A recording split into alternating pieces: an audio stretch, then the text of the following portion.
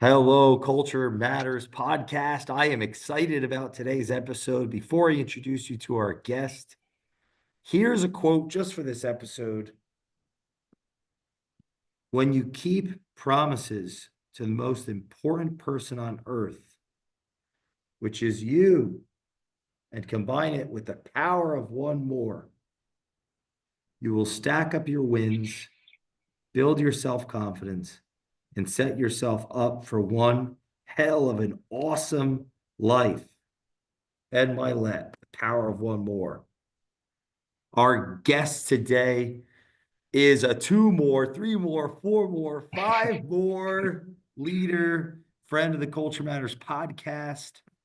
Man, not just a learned person, but someone that I see and I have seen show up and let their values speak for themselves.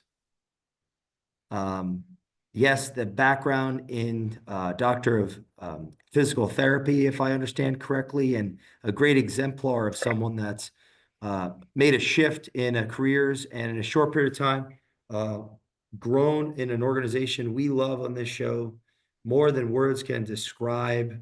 If anyone listens to this show, they know the Pavement Group. They know what one team is all about. Shout out to some of our guests, colleagues like Eli and Brian and Mike and so many other people that I'm going to awkwardly forget to mention as we go through the show. But our guest today is a national account executive at the Pavement Group, the one and only host as well with co-host Paige Perkins, the one and only, oh shoot, not the one and only. There's another Mark Perkins on this show that makes this so much better. But we have Mark Perkins of the Paving Group finally coming on the Culture Matters podcast. I'm so excited about this. And I just sent a text of Mark Perkins is in the waiting room to a good friend of mine named Mark Perkins that mess with him.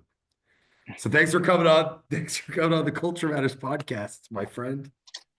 I appreciate you having me on, Jay. I appreciate that intro. Thank you very much. Yeah, I mean, when the feeling that I get from you when I come across you is that when you were out of the womb, you were prepared.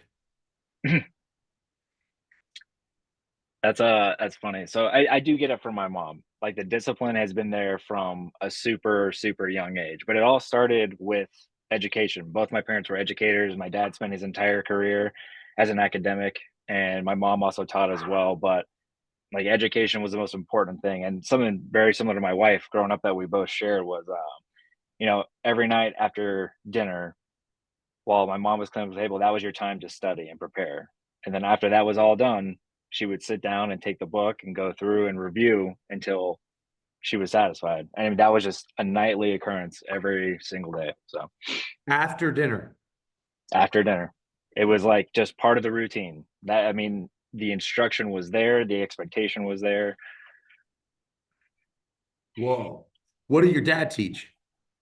Uh, Second language acquisition. So he has his doctorate in linguistics. I would love to get into it. What would be the best language to study first? If it's the second Uh, language.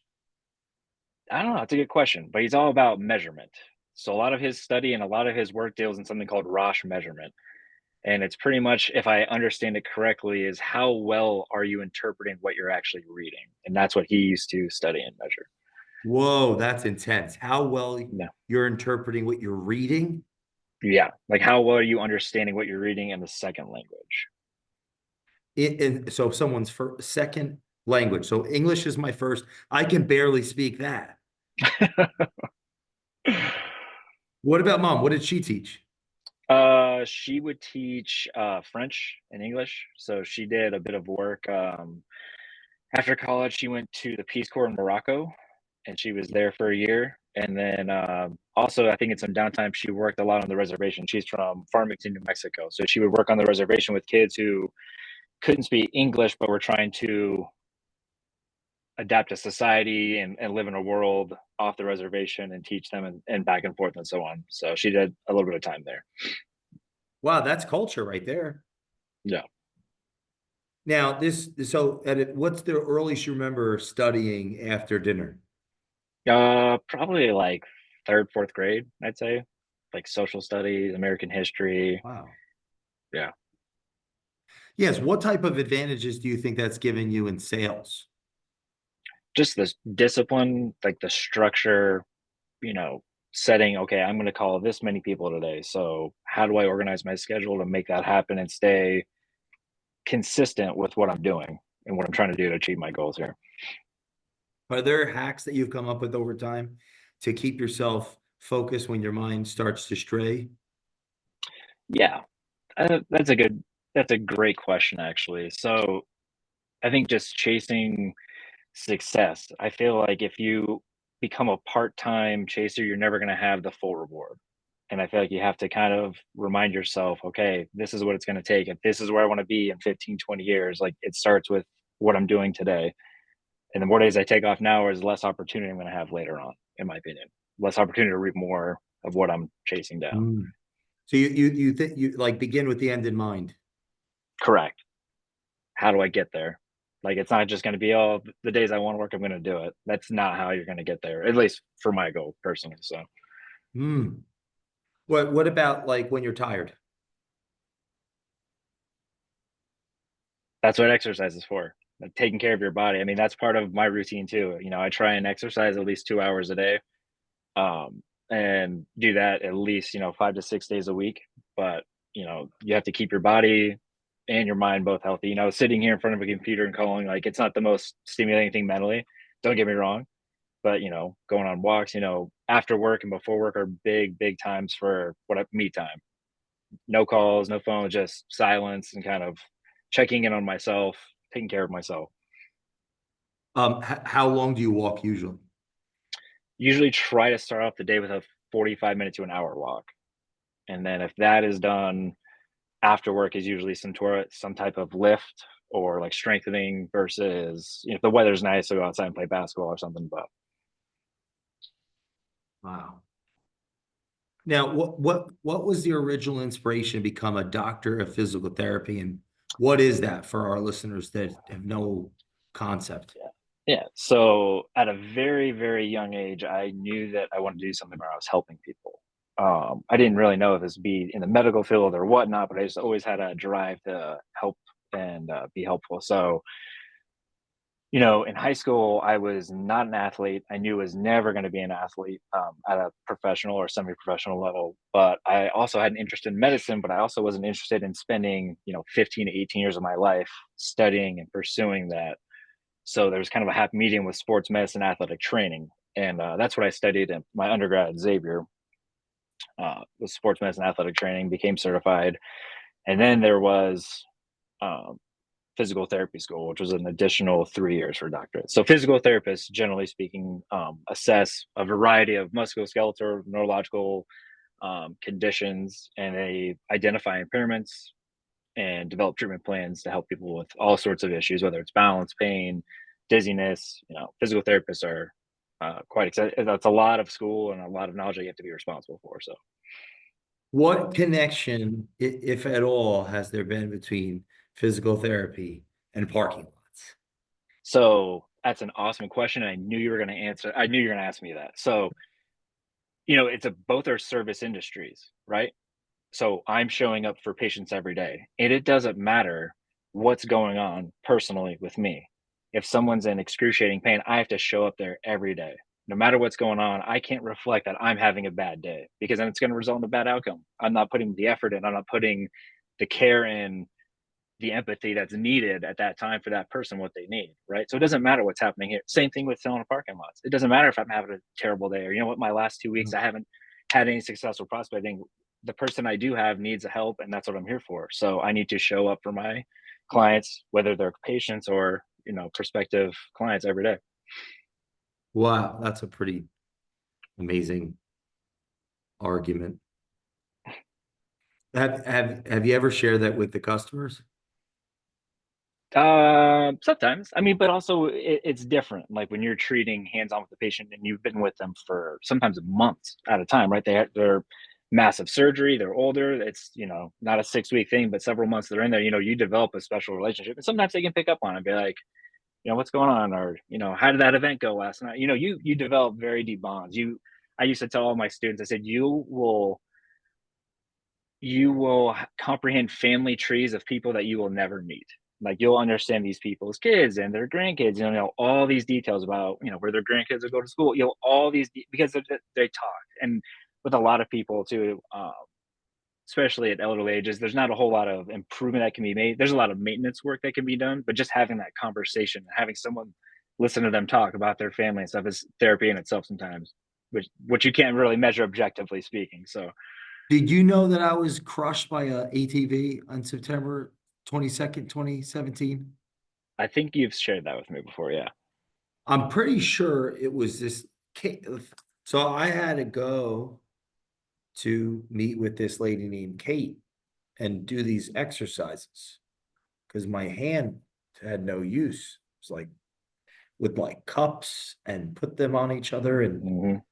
pick things up and little balls or try to, right? Kind of put my, is that the type of things that you were like, were you in the trauma area?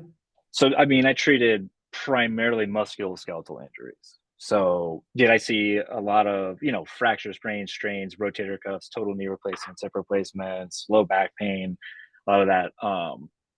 A lot of what you kind of described sounds a little bit like OT, more occupational therapy. But, with any wrist, forearm injury, of course, there's working on dexterity, positioning, all sorts of stuff like that. But yeah.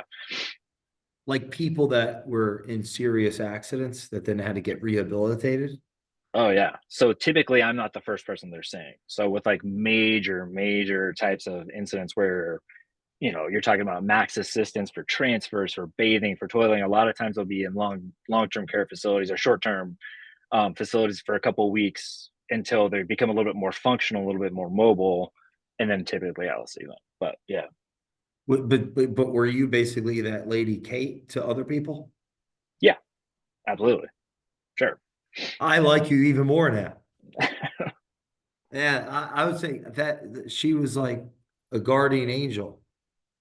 It's a Yeah. very I mean, scary time. It was yeah. scary and yeah, I can't really It's I describe with it. yours it was an unforeseen, unexpected incident. But a lot of people who were being told, yeah, you're going to have your rotator cuff, that they don't truly understand the full effect of what's going to happen for the next 2 months of their life. Like it's not properly explained to them, or they don't really fully or aware.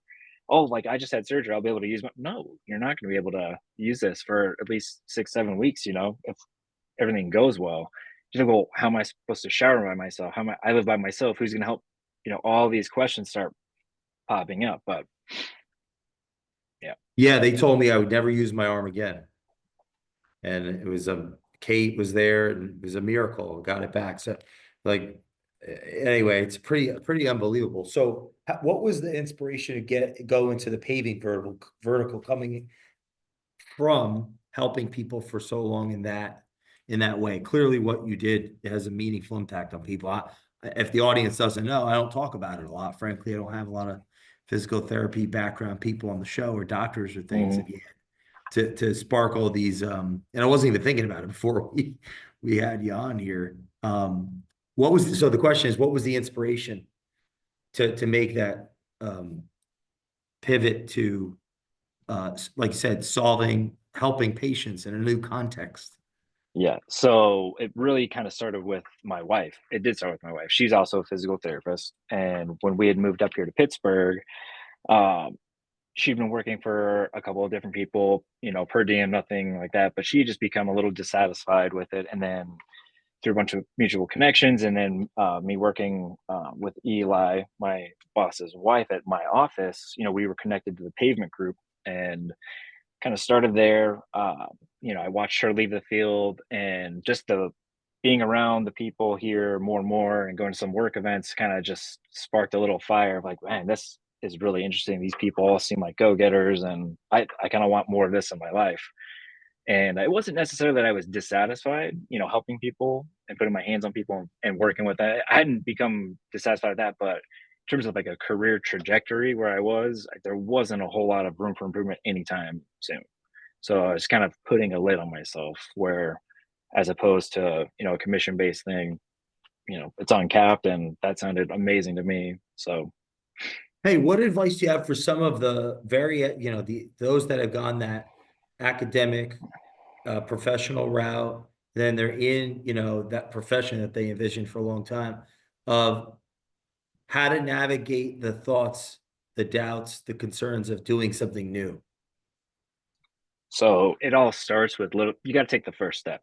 A lot of people, I consider myself in this group, like there was no chance. I was like, there's no chance I'm never going to be anything besides a PT. Like I spent all that time studying, like why would I ever? And then at a certain point that you kind of open your eyes and just realize that there's opportunities out there with skills that you already have, and like the possibilities are endless. But there's a lot more people out there than you think that have left fields too. And I think what holds a lot of people back is just the guilt and the responsibility that some people's families have put and time and money spent that they could never do that and stuff like that. But I think that's like a huge determinant, a fear of disappointment of people who had sacrificed for that opportunity. Why? Because they feel guilty. They feel, for people who help others, for people's parents supporting them going to school and say, well, that was 7 total years of school and I'm totally going to do something that doesn't require any degree at all, you know? Well, it's interesting you bring that up because one thing that stuck out to me in my notes is like you mentioned the um I wrote down the values you learned in physical therapy. There's something that patient experience when you're saying how do you think they've translated to this new vertical, right? It is a different industry, but you said earlier it's ha there's something similar in that you're serving other people. So I'm curious Hmm. of what ways that you think it could have translated and what values come from that and the relationships that you've cultivated over, a very So short period of time, but high success. that's the word right there. It's relationship. So whether I'm telling you, health and wellness and how to make your back feel better, or I'm telling you why you should get this parking lot, there's still a relationship I have to build. And I think with PT, if you really look at it from the outside in and like break it down, I have to develop enough confidence and trust in you within a 35 minute period on your first day with you having a surgery, you know, that's completely making you immobile. And I have to build that trust for you to say, I'm going to put my hands on you and we're going to work around, right? So if I can develop a relationship under those kind of circumstances, when I talk to people on the phone about parking lots, you know, it's a lot, a lot less stressful environment to talk and build a relationship in that good regard because I've already done it under crazy circumstances. So Oh, it was like, so is it less intimidating? Was it less intimidating in the beginning? I wouldn't say Th- as much because when you're don't know what you're talking about, when you're first starting here, there's always a level of apprehension and like a knowledge limit. When I first started speaking with clients and first started speaking with vendors here, like again, I didn't know anything about parking lots. I was kind of learning on the fly and trying to educate myself as much as possible in addition to what was provided here. But again, there's a certain level of fear, just like this guy's gonna ask me a question I'm gonna have no idea about. But hey, you know what? Let me get you an answer here in a second. Let me make a couple calls. I'll be right back. How important is it to build relationships to be honest in that way when you don't know an answer to something to find out? I think people find you more confident than if you just like winging it and then you give an answer or you're on not honest and then it comes across well like you told me this the other day and now you're changing it, right? I'd rather say, hey, look, I don't know, let me tell you what the answer is versus giving you fluff and then it turns out to be nothing, right? Who comes out the loser Mm. there? Mm. Now, did you ever consider yourself a salesperson growing up, or is that like a newfound I realization? never, I wouldn't call it salesperson, but I always found myself comfortable talking to total strangers. Like I can talk to anyone. You put me in a room with anyone, and we can find some common ground. In, 10 minutes or less, we'll find something that we both like or dislike or disagree upon. We can discover that very quickly. What advice do you have for those that are listening that don't feel that way? That's something that they're insecure about or they would want to work on. How do you find Practice. common ground with a stranger? Yeah. Yeah, I would just say practice. Like you can't overthink things without any kind of practice. I can, I wish I could play guitar, but if I never pick up a guitar practice and I just think about what it would be like in my head, it's never going to work out, right? So if you don't put yourself out there, if you don't work on having meaningful conversations, you know, change it. Think about what you're saying, think about Mm. what you're talking about, and go back at it. So what was the path to get well, first of all, yeah, I want to ask, what is a national account executive? And then what was the path getting there? So national account executive is a fancy title for sales in our company. And I started out as a project coordinator in June of 2023, working under my wife Paige on her team. What was that like? So it's we worked together as PTs in the same clinic before down in Florida, so we've kind of always had a familiarity with working with one another. But she's been my biggest teacher here. So she was a physical therapist. She came and she learned this, so it was kind of just following her path and listening to what she was saying, and taking up any kind of information she was willing to provide to help me out. And she's been very successful, and you know, it's been huge for my success here. I wouldn't be here without her for sure. What are some core values that describe your wife? Driven, it's probably number one. Fun, she's very fun. Discipline is there for work for sure. She is very, very disciplined when it comes to meeting deadlines and getting her stuff done.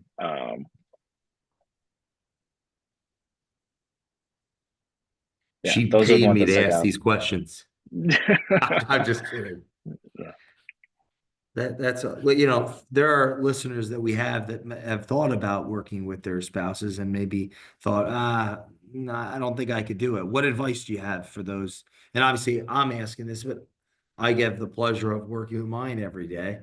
Yeah. And what what do you think You we know, need she, to say to these other people that haven't discovered this great you got to secret of ours? yeah, you got to communicate. I mean, she asked me more than a dozen times, "Are you sure that you're going to be happy leaving this field?" And she goes, "I don't want you to do it because I'm really enjoying it. I'm having like that. Just because I'm loving it doesn't necessarily mean that you're going to like it." And she was very, very out front about making sure I was comfortable with the decision I was making and stuff like that. And um, yeah, no, it was an easy conversation. I said, I'm very comfortable with making this call, and I don't, I think it's going to work out. I think we're going to be fine. And so far, it's been great.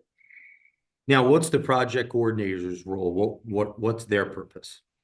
So their purpose is to seek out contractors in our network who are local to the job and get the best bid, present it to the salesperson, and then the salesperson will then present to the client. To the legwork on the front. And then once the project has started, if approved, and there's another salesperson, another sales support person who handles the project from beginning until invoicing from there on. What and when what problem is the Pavement Group solving for its clients? So we're taking all the headache out of a lot of the work. So we're managing the project, we're providing the communication, we're providing the start dates, the timelines, the phasing,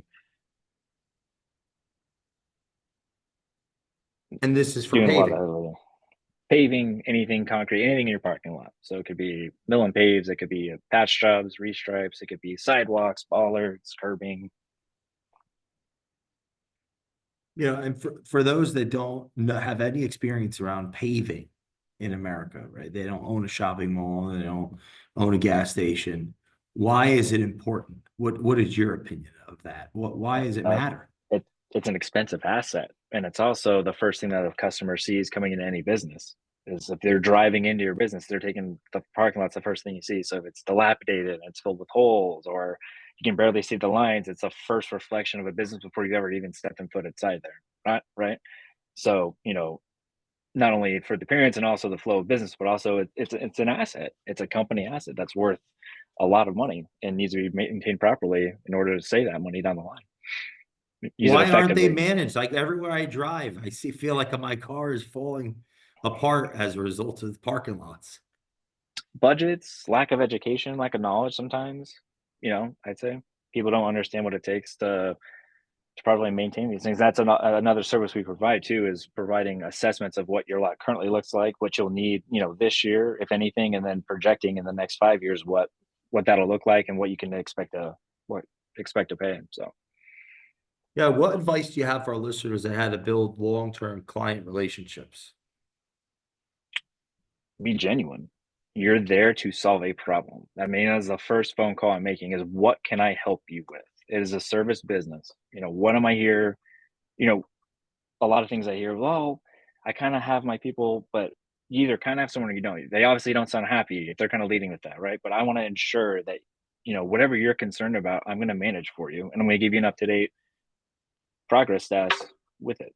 And you can count on me because when you call, I'm going to answer it. And if I don't answer, you're going to get an immediate text of when I'm going to call you right back. So Hmm. be Hmm. authentic and show up every day. Why do you think people don't? I don't know. I don't know. What do you think? Why do you think people get lazy? Well, I got to tell you, first thing that pops to mind is I don't. I almost wish I had. Yeah, I feel like everything that I've had to learn up to this point. What's your parents' names? Janie and Kyle. Janie and Kyle. I could have used that study time after dinner. I mean, obviously the grass is always greener, right? But like, I think that level of discipline and preparation and training, like the eating dinner and then studying, I think that's I mean, you could probably speak to this better than me for maybe it could have been a pain in the butt at the time, but that level of consistency and repetition is extremely impressive to me. Kudos to them. Yeah. I mean, it all starts at home, in my opinion. It all starts there. Yeah, like okay, yeah. Why don't people? Maybe they either didn't have that degree of intense clarity and commitment that your parents had for you to make this impressive human being. Because I see outside of this video, you guys are impressive people. But maybe if they didn't have that, they'll like me have to take their whole life trying to figure that out to aspire. How can I be more disciplined? How can I be more responsible? How can I be more successful? Um, yeah, so that would be. I think that's part of it, but also who we're working with, and how we get pushed by others. It matters, has some degree on us. But I guess I don't know. I'm curious what your thoughts are on that. Working with a successful team, or Yeah, I what mean, creates a successful team in your mind. I think by leading by example, like, my wife, Paige, she is here early every day. She often stays hours later. And if she doesn't stay later, she's working from home, like most of us do after hours and stuff like that. But I learned from her, she learned from Eli learned from Brian. Like there's a chain of examples and demonstrations sent of, look at where these people are. These people are telling you this is what it took to get there. So it's literally what Eli and Brian always call just, running the play. Here's how you do it. Just go out there and run this play. And it's just really, as easy as that in terms of, success here at TPG. Yeah, I love it. Oh, did you have a word for 2024? Yes. What was it? Accountability. Accountability. Oh no, 2025. That's Oh, 2025. Yeah. 2025. No, I didn't have a word for Yeah. 2024. I was going What with the would personal have been? excellence What with, would it? Oh, go ahead. Sorry. well, I What'd was you saying say? with from TCS, it was personal excellence from the inner circle retreat last year. So we kind of, that was the theme. But if I had to say what 2024 was for me, if I had to summarize it looking back, would be discipline. Yeah. Oh, were you? Yeah. I Yeah. mean, What's it like to look back at yourself and feel and like? Do you take a lot of time to be proud, or how do you handle pride and humility, so or that's so so celebration and so that's what I think is my biggest weakness is I feel like I get too high up in the ups and I get too down low in the lows. And like this year is more about telling myself keep it even and not get so wound up. I think in the short term, you know, getting too jacked up or getting too down, oh, I cannot believe I didn't get that deal, rather than just keep going. Just Oh yeah, keep that's going how at I the feel when I pace. get a question wrong on Peterson Academy. I'm pissed for like 3 hours, like hours and hours. And I don't want to take the next test. Yeah. Is that you're like that too? Kind of, yeah. I mean, like now that like these all these calls and stuff are starting to bear some fruit, and then You get on a hot streak and then you get a call where it's just like, no, like flat out, and you're like, oh yeah, Yeah, I thought for sure I was going to win that deal. what is discipline? Like, how do you how do you define that? I think it's just, I kind of intermingle it a lot with accountability, but discipline I think is performing the act of being accountable to yourself. Like, okay, I am going to get those 2 hours in, right? Being accountable to Hmm. myself, and the discipline is performing that action and maintaining my word to myself is kind of how I look at it in my mind. Maintaining your word to yourself. So, like, I am going to do this. Maybe I only know that I want to do this for myself. So if I don't do it, I'm letting myself down, even if other people aren't even included in that. And that's something you really have worked on and you Yeah. feel good about. Yeah, I think, well, I think uh, I see it. I mean, I think If that comes out in my introduction. That's something I think you like, exemplify strongly. well, the thing, if you can't depend on yourself, how are other people going to depend on you? That's kind of how I look at it. If other people are depending on me to show up to work every day and grind every day, but I can't even hold myself accountable, what kind of, I just feel like that's a huge thing for me internally. You mentioned fun. How do you have fun? How does a successful person like you have fun? When the weather's nice, I love golfing. My wife and I like going out and eating and hanging out with our friends, but um it's you got to make the time. Like, it is very, very difficult. We're supposed to be in a downtime in the year, but I mean, she's more busy now than she was, she's as busy as she was in the summertime. And it's hard to, we got to make the time, spend time with family and stuff like that, and just kind of disconnect for a little bit here. But it's hard whenever you don't want to let anyone down. That's it. You got things there to do, and Oh, staying committed. what would you say are some of the habits that Paige exemplifies that make her so successful? I would, you know, every day, showing up early to work every day, staying late every day, making sure that if things go wrong or things can be altered with a client, they're the first to know, and just staying on top. And it just the volume of work she has and the discipline that she has to manage it all effectively is impressive in itself. It just I admire you guys because I will say this right now. My wife motivates me to work. She has helped me grow so much just by her example too. I really align with you on this. Um, I have become a better everything, right? Yeah, I guess I'm supposed to, but I don't know necessarily. I've interviewed a lot of people. I don't know if that's necessarily the path. mhm, For some of our listeners, I'm sorry if that's resonating with you, like you haven't learned from your significant other, but like my wife works so yeah, so hard and so committed, and it's made me a stronger person and a better version. And like I like to say that when I can because I some of me is like thinking like, oh, I don't want the audience to think that I did it without her too. Like what's that saying? Like you ever heard of that story about the two bulls and they can pull, I think it's 1,600 pounds alone, but together they can pull 4,000 pounds. The Belgian blue. You ever heard that? mhm, mhm, mhm, Yeah, it's like it's just the bull, the Belgian blue. It's like I think it's a horse. It's not a bull. And it can pull 1,600 pounds alone. But when you put two of them together, it's exponentially more weight that it can pull because it's two. mhm. Nice. And to me, yeah, that's just this I think that, conversation makes me yeah, think I of think that with that you guys.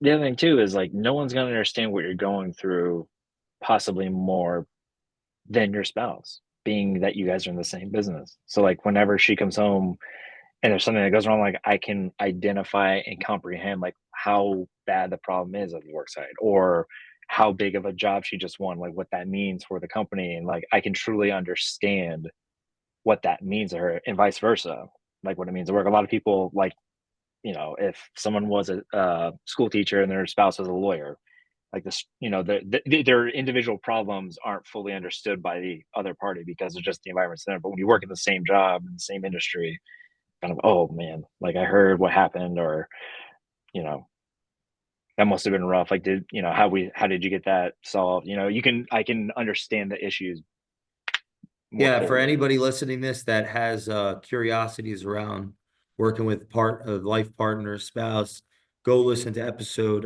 Yeah, I wish I knew it off the top of my head. It's Cosmo Denicola, Denicola. Him and his wife Janet, over 41 years, built this massive empire together. Anyone interested, listen to that, going deeper into this, so we can stand on the shoulders of giants, so we can see farther. Mark, I am curious, your word for 2025 and why?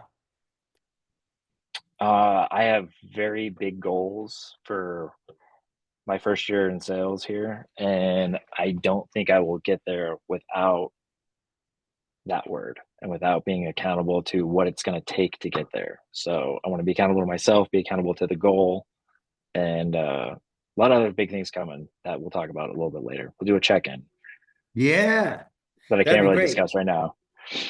I do want to ask one more question on like what you've learned from, you have this great show, The Perks of Paving with Paige, your Hmm. wife. What do you learn from having all those conversations with other people and each other? I think people just enjoy us being ourselves.